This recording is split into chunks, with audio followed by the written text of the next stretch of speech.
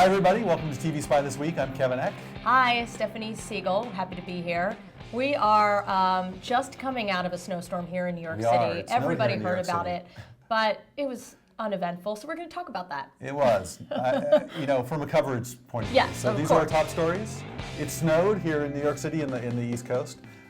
Speaking from a coverage point of view only, we're not talking about people affected, we're not talking about actual weather. Right. It was kind of a dry snowstorm. Yes. Nothing really happened, nobody fell over. I mean, a guy in Boston tripped, but he kept rolling, so. Right.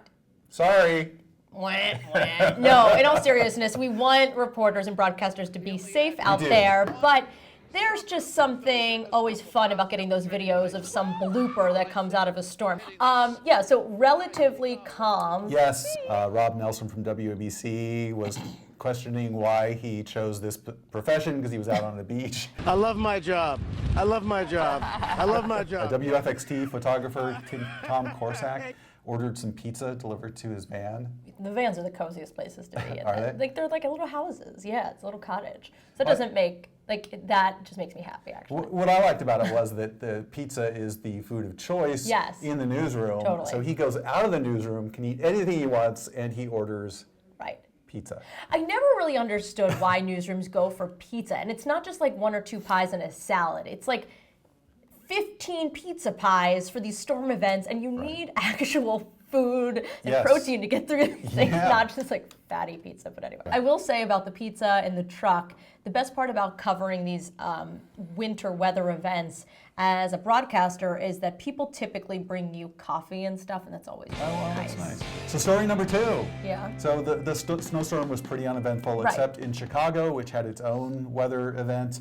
Apparently, viewers were questioning the WGN weather forecasters. 773 acting like an inch of snow is a blizzard. It's Chicago. This is nothing. Wake up. Can you say overreacting? Paul Conrad had enough. Had it up to here. Up to here. So he kind of went off on the viewer. I've been dealing with these morons here who are texting and great job. You guys know what you're talking about. Listen, stick it. We got the forecast pretty right, pretty accurate. If you don't like it, go watch the Boobs or on some other channel, but get off my ass because I'm sick of it, all right? Yeah. A-holes. All right, next. Listen, I have...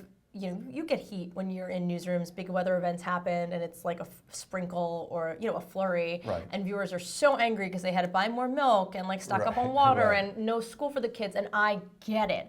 But the bottom line is those meteorologists work hard, and sometimes they have 4 or 5 models they have to sift through to try to get it right. It's not like they're just going in there and oh, that looks like a good forecast. I mean, they're working hard. Lonnie Quinn Remember from that. WCBS, who, 2 points. One is that if Lonnie Quinn at WCBS or Janice Huff at WNBC had done this, they'd be fired. But this is WGN. These guys kind of do this. I think the viewers just laughed about it. Well, it's kind of like comedy. Good Day New York or in KTLA. You can get away with these sorts of things. It really depends on your viewers and the tone of your newscast. Right. But WCBS Lonnie Quinn, speaking of him, I saw a Facebook post from him, Facebook Live. He gets home at 3 o'clock in the morning, does a Facebook Live apologizing to viewers. I just want to let you guys know that I'm always striving for perfection. I'm never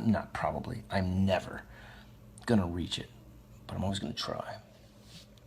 God bless the guy. He works all day, gets home at 3 a.m., and then still feels compelled to apologize to viewers on Facebook Live. But I think, listen, and I think that is what makes a great journalist, whether it be somebody that's reporting on the news, the weather, or sports, somebody that truly cares about the viewers. So kudos to him. I mean, I think it's remarkable, and I appreciate the dedication. So number 3. Yes, number 3. I will take that one because part of the news event that people that are working in industry know about is the preparation, right? I don't think viewers understand how much it takes for a newsroom to get prepared, how many reporters are leaving their families, photographers are leaving their families. So as you know, we like to educate and help people feel supported on this show. So I talked to a photographer who had to leave his family and hunker down. Hey, TVSpy, in my experience with these big snow preps, it's a bit of a catch-22.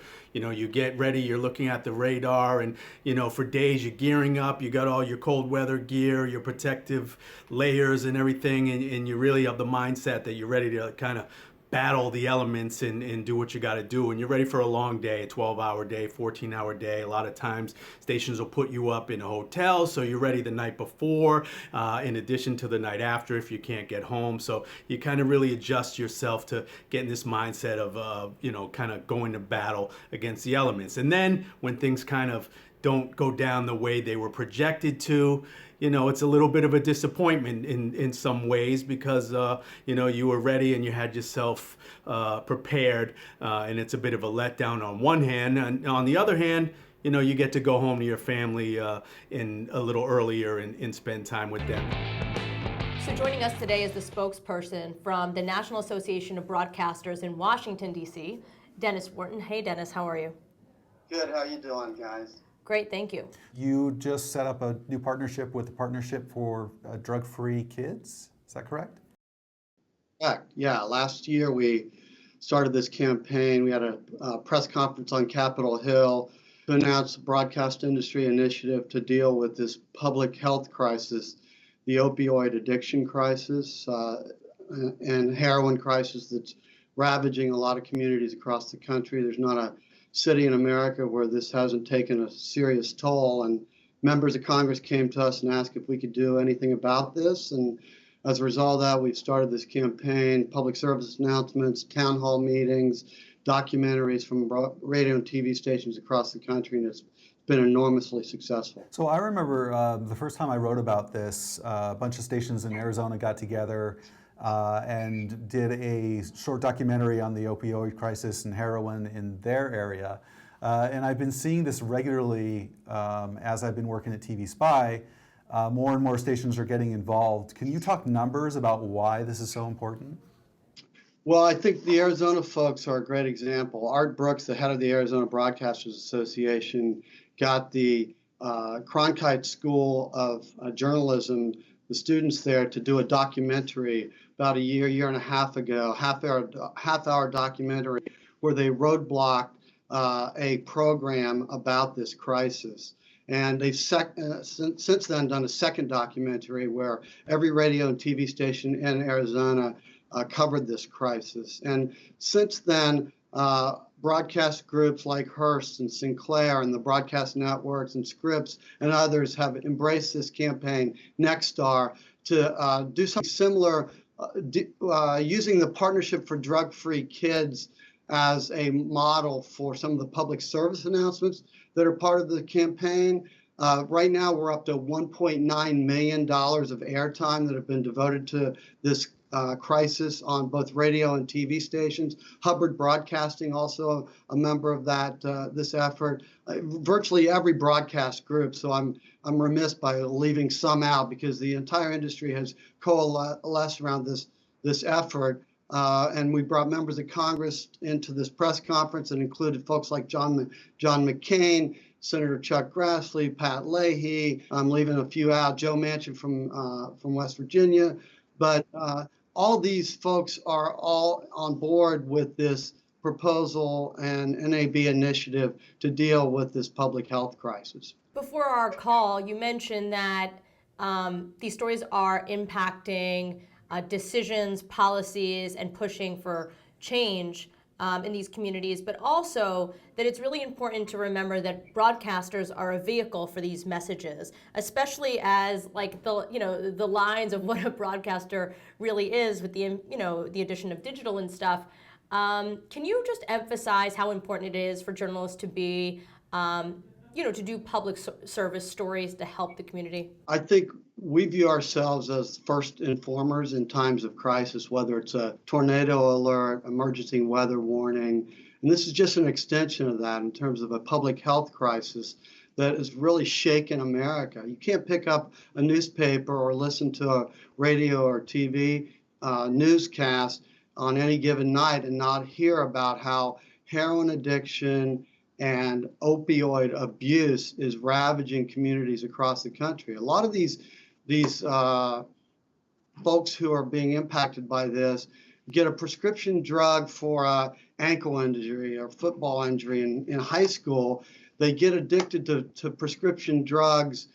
They can't afford the next prescription, and they turn to heroin and end up overdosing. So it's just a crisis that is hitting every community in the country. And as broadcasters, we have a special responsibility using public airwaves to deal with the crisis. This is just part of being a broadcaster. So that's why we're really proud of what we've done in this initiative. I would be willing to bet that hundreds, if not thousands, of lives have been saved as a result of some of these messages that we're sending to folks in communities across the country. And this campaign will last until the end of this year. And broadcasters across the country have embraced it. And I think they deserve a lot of credit for dealing with this public health crisis. So movers this week, I'm taking this one. If you don't mind. Please do. Taking it over. We want to say congratulations to Ty Hawkins. He's a USC graduate, came through the Real Media Group program, starting as an anchor at KFBB in Montana. Yeah, you like that station. I do. Yeah. We're excited for him because he thought he was going to be on the sports track. And I love these stories when news directors notice you see something else, and now he's going to be a main anchor. So very cool. Congratulations to him. That was a big move from LA to Montana. And I'm also going to go on a call for action here. Our Job Catalyst program is desperate for young reporters, producers who have potential. There are so many openings in first and second job markets. Nice. And we love to give you feedback on your reels, coaching, etc., and hopefully place people into these jobs. It's a true hand-holding experience, really like mama experience. So please email me. It's Stephanie@realmediagroup.com if you want more information, and we will be happy to help you out. All right, so that's it for this week's show. I know, but we're going to leave you with the BBC Kid. Everybody's favorite video. It had favorite. all the elements. It had It really slapstick, it had cuteness, Right? the little girl with the glasses, just slayed everything. me. Slayed me. And then a little robot baby walked You're in. so millennial. Is that millennial? I don't know. Sweet. Maybe not. I've made I myself just feel younger like just my by what I friend's said. 16-year-old says slay all the time. So I was like, Are 16-year-olds millennials? I No. think they're just young. young. Oh, whatever. Anywho. All right, back to BBC. Go Yes, ahead. Robert Kelly and his wife talked to the Wall Street Journal. I'm sure they talked to Yeah. other people about it. My favorite quote about the whole thing, he was about it because I think he was upset, and then he realized it made people happy, so he wasn't so upset. He left the door open. His wife came in.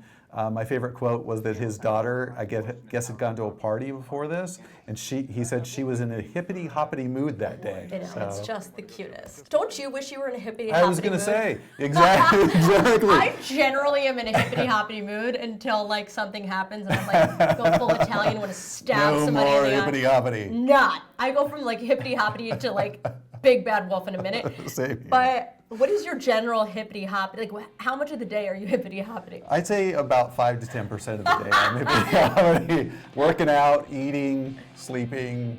That's it. That's it. And otherwise, you're just in basic existence. Or Yeah, then I'm at a basic level if of anybody existence. will answer our questions, my guess is no. We want to know when you're in a hippity-hoppity mood. Exactly, and I'd say, what makes you feel that way? and I would like to say that's it for this week's show, and may you all be in a hippity-hoppity mood. Cheers. Bye.